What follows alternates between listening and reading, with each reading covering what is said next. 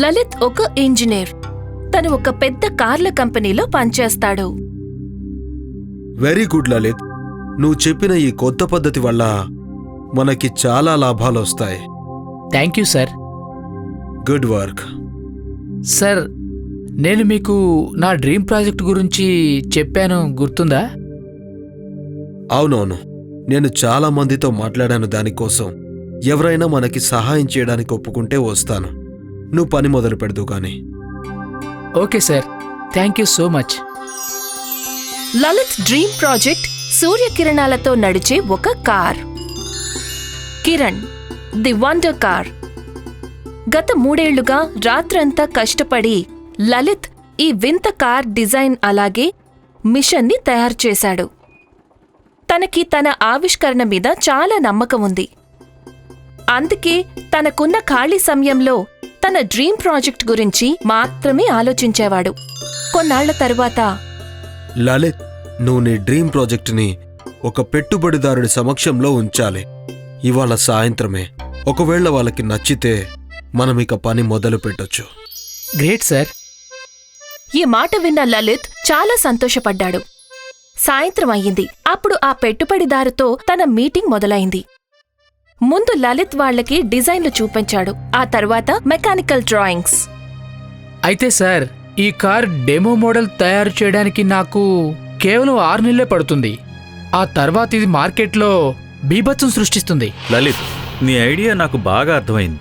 కానీ ఇలాంటి కార్ కేవలం పేపర్లలో అలాగే డిజైన్లోనే బాగుంటుంది. నేను ఇటువంటి ఫెయిల్ కాబోయే ప్రయోగంలో డబ్బులు అస్సలు పెట్టలేను. ఇన్వెస్టర్ మాటలు విన్న లలిత్ చాలా బాధపడ్డాడు. తను తన రూంలోకి వెళ్లిపోయాడు.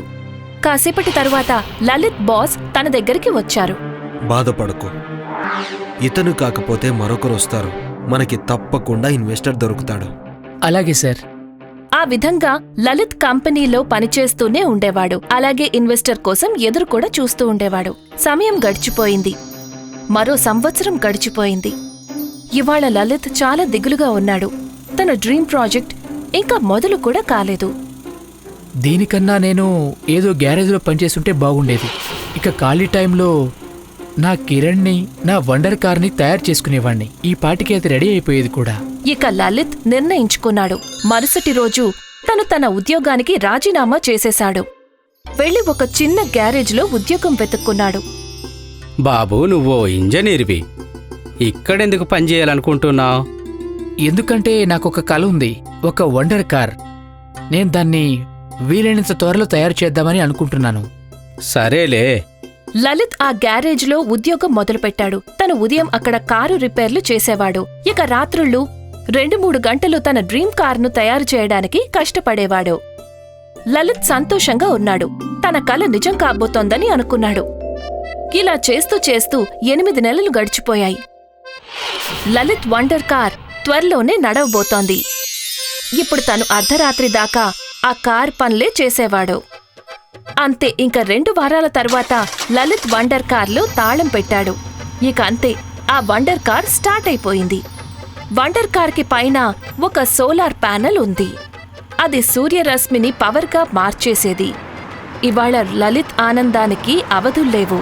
త్వరలోనే మీడియా వాళ్లు కూడా లలిత్ ఇంటర్వ్యూ కోసం బార్లు తేరారు. సార్, మేం విన్నదేంటంటే మీకు ఈ కార్ని తయారు చేయడానికి మీ ఉద్యోగాన్ని వదులుకున్నారట. అది మంచిదే. ఒకవేళ నేను ఉద్యోగం వదలకపోయి ఉంటే ఈ వండర్ కార్ ఎప్పటికీ రెడీ అయ్యేది కాదు. కానీ జాబ్ వదిలేసినందుకు మీకు ఎన్నో సమస్యలు ఎదుర్కోవాల్సి వచ్చుంటుందనుకుంటాను. అవును, అయినా కూడా అంటారు కదా, పెద్ద పెద్ద కలలు నెరవేరాలి అంటే దానికి తగిన కష్టాలని ఎదుర్కోవాల్సిందేనని. ఒకే ఒక ఆఖరి ప్రశ్న. మీ ఈ కార్ మోడల్ని ఎంతో మంది ఇన్వెస్టర్లు రిజెక్ట్ చేశారు, అవునా? అవును, ఎందుకంటే వాళ్ళు అనుకున్నారు ఇలాంటి కార్ కేవలం పేపర్ల వరకే బాగుంటుంది అని. వాస్తవంగా కాదు. కాని మీరు చూస్తున్నట్టే ఇది ఖచ్చితంగా సాధ్యమే.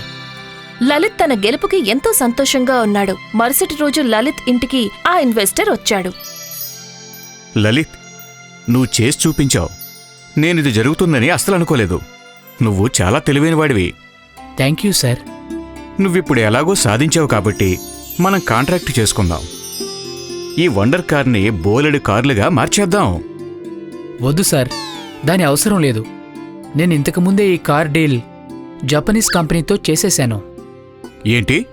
సార్, మీరు కాస్త లేట్ అయిపోయారు.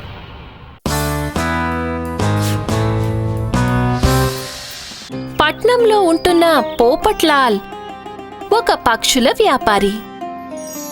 తన దగ్గర రంగురంగుల ఎన్నో రకాల పక్షులుండేవి. వాటిని అమ్ముకొని తను డబ్బులు సంపాదించుకునేవాడు. పోపట్లాల్కి ఒకే ఒక్క కోరిక ఉండేది. తను కూడా ఒకరోజు ఆ పక్షుల్లాగా బాగా ఎగరాలి అని.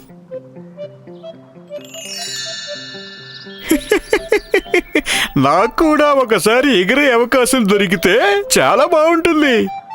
ఒకరోజు పోపట్లాల్ దగ్గరికి ఒక కర్రలు కొట్టేవాడు వచ్చాడు. తన దగ్గర రంగురంగుల పావురం ఉంది. బాబుగారు, నాకు డబ్బులు చాలా అవసరం ఉంది. ఈ పక్షిని తీసుకుని దీనికి బదులుగా నాకు 100 రూపాయలు ఇవ్వండి. ఆహా, రంగురంగుల పావురమా? దీనికి వాడు కేవలం 100 రూపాయలే అడుగుతున్నాడు. ఈ పావురాన్ని నేను వేలల్లో అమ్ముకోగలను. పోపట్లాల్ వెంటనే ఆ పావురాన్ని కొనేశాడు. పోపట్లాల్ చేతికి రాగానే పావురం మాట్లాడటం మొదలుపెట్టింది. ఇదిగో యజమాని, ఏం కావాలో కోరుకోండి. పావురం మాటలు విని పోపట్లాల్ ఆశ్చర్యపోయాడు. చాలా బాగుంది. ఇది మాట్లాడే పావురం. నువ్వు నిజంగానే నా కోరికని నెరవేర్చగలవా? అవును, కానీ నువ్వు నాకు ఒక ప్రమాణం చేస్తేనే. నువ్వు ఎప్పుడు అత్యాశపడను, నిర్లక్ష్యం చెయ్యను అని. సరే, నేను నీకు మాటిస్తున్నాను. నేనెప్పుడూ అత్యాశగా నిర్లక్ష్యంగా ఉండను. ఇప్పుడు నాకు త్వరగా ఒక ఎగురుతున్న కారు ఇచ్చే. పావురం తన మాయతో పోపట్లాల్కి ఒక ఎగిరే కార్ని ఇచ్చింది. ఇప్పుడు పోపట్లాల్ తన ఎగిరే కార్లో అన్ని చోట్ల తిరగడం మొదలుపెట్టాడు. ఆహా, ఈ కారులో కూర్చొని నేను ఎప్పుడైనా ఎగిరిపోవచ్చు. ఆహా ఆహా, భలే ఉంది. పోపట్లాల్ని కార్లో ఎగరటం చూసి చుట్టుపక్కల అందరూ చాలా ఆశ్చర్యం ఇంకా ఉత్తేజపరులు అయ్యారు. చిన్నపిల్లలు ఆ ఎగురుతున్న కార్ వెనుక పరిగెత్తటం మొదలుపెట్టారు.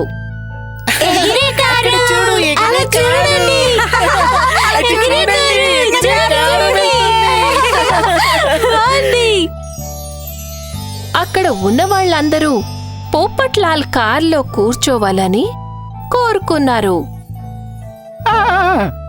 ఈ కారులో ఎవ్వరూ కూడా ఉచితంగా కూర్చోలేరు. కారులో కూర్చోవాలంటే 1000 రూపాయలు ఇవ్వాల్సిందే. అక్కడ వాళ్ళంతా ఎక్కువ డబ్బులే ఇచ్చి కార్లో కూర్చుంటున్నారు. దాంతో పోపట్లాల్కి చాలా సంపాదన వచ్చింది. ఆహా, ఈ పని చాలా బాగుంది. ఇప్పుడు నాకు పక్షులు అమ్ముకునే కర్మేమిటి?